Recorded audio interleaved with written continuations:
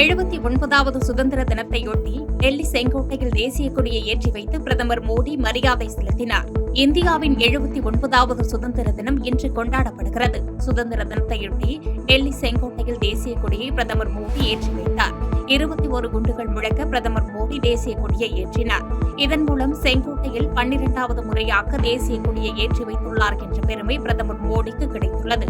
தொடர்ந்து செங்கோட்டையில் குழுமியிருக்கும் மத்திய மாநில அமைச்சர்கள், ராணுவ உயர் அதிகாரிகள், பொதுமக்கள் ஆகியோர் தேசிய கொடிக்கு மரியாதை செலுத்தினர். செங்கோட்டையில் ஏற்றப்பட்ட தேசிய கொடிக்கு ராணுவ ஹெலிகாப்டர் மூலம் மலர் தூவி மரியாதை செலுத்தப்பட்டது. ஆபரேஷன் சிந்தூர் என எழுதப்பட்ட கொடியுடன் பறந்த ஹெலிகாப்டரிலிருந்து தேசிய கொடிக்கு பூக்கள் தூவப்பட்டன.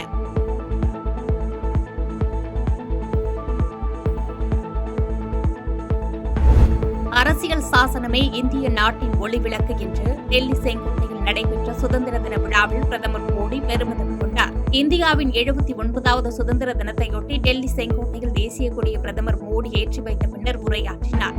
அப்போது லட்சக்கணக்கான வீரர்களின் தியாகத்தால் நம் தேசம் விடுதலை பெற்றதாக தெரிவித்த பிரதமர் 140 கோடி மக்களின் மனசாட்சியாக இந்திய ராணுவம் செயல்படுகிறது என்று பெருமிதம் கொண்டார். இந்திய விடுதலை போராட்டத்தின் பெண்களின் பங்கு இன்றியமையாதது என்று தெரிவித்த பிரதமர், அரசியல் சாசனமே இந்திய நாட்டின் ஒளிவிளக்கு, அரசியலமைப்பு சட்டம்தான் தேசத்திற்கே வழிகாட்டிக் கொண்டிருக்கிறது என்று கூறினார்.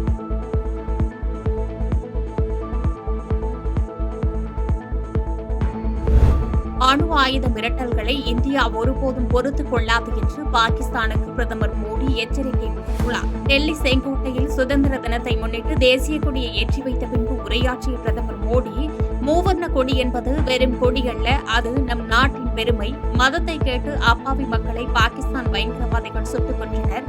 அதற்கு பதிலடியாக பாகிஸ்தான் பயங்கரவாதிகளின் இருப்பிடத்தை தகர்த்துள்ளது நமது ராணுவம் என்று கூறினார்.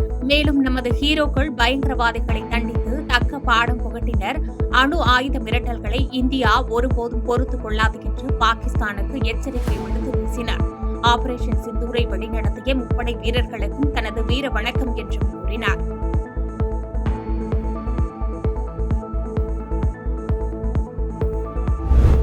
ஜம்மு காஷ்மீர் நிலச்சரிவில் சிக்கி இதுவரை உயிரிழந்தோர் எண்ணிக்கை 45ஆக அதிகரித்துள்ளதாக மீட்புப் படையினர் தகவல் தெரிவித்துள்ளனர். இமாச்சல பிரதேசத்தில் பெய்து வரும் தொடர் கனமழை காரணமாக பல்வேறு பகுதிகளில் வெள்ளம் மற்றும் நிலச்சரிவு ஏற்பட்டுள்ளது. இந்நிலையில் ஜம்மு காஷ்மீரின் கிஸ்த்வார் பகுதியில் மேகவெடிப்பு காரணமாக நேற்று பயங்கர நிலச்சரிவு ஏற்பட்டது. நிலச்சரிவில் சிக்கி 120 பேர் படுகாயமடைந்தனர். வெள்ளப்பெருக்கில் சிக்கியவர்களை மீட்கும் பணியில் மீட்புக் குழுவினர் ஈடுபட்டு வருகின்றனர். இந்நிலையில் நிலச்சரிவில் சிக்கி உயிரிழந்தோர் எண்ணிக்கை 45ஆக உயர்ந்துள்ளது. மேலும் 100க்கும் அதிகமானோர் காணாமல் போயுள்ளதால் உயிரிழப்பு எண்ணிக்கை அதிகரிக்கலாம் என்று அஞ்சப்படும் நிலையில் நிலச்சரிவில் சிக்கி உயிரிழந்தோருக்கு பிரதமர் நரேந்திர மோடி இரங்கல் தெரிவித்துள்ளார்.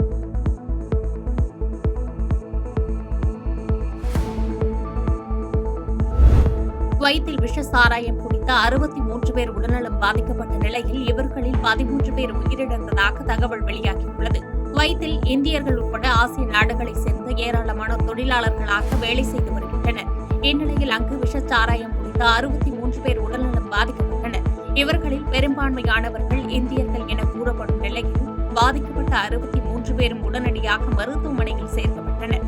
இந்நிலையில் தீவிர சிகிச்சை பெற்று வந்த 13 பேரும் பரிதாபமாக உயிரிழந்தனர். மேலும் சிகிச்சை பெற்று வரும் சிலருக்கு கண் பார்வை பாதிக்கப்பட்டுள்ளது என்றும் சிலரது நிலைமை கவலைக்கிடமாக உள்ளதாகவும் கூறப்படும் நிலையில் இச்சம்பவம் தொடர்பாக போலீசார் வழக்கு பதிவு செய்து விசாரணை நடத்தி வருகின்றனர். பாதகம் செய்பவரை கண்டால் நாம் பயம் கொள்ளலாகாது பாப்பா. மோதி மிதித்துவிடு பாப்பா, அவர் முகத்தில் உமிழ்ந்துவிடு பாப்பா. அண்மை செய்திகளை உடனுக்குடன் தெரிந்து கொள்ள இணைந்திருங்கள் எம் நாடு தொலைக்காட்சியுடன்.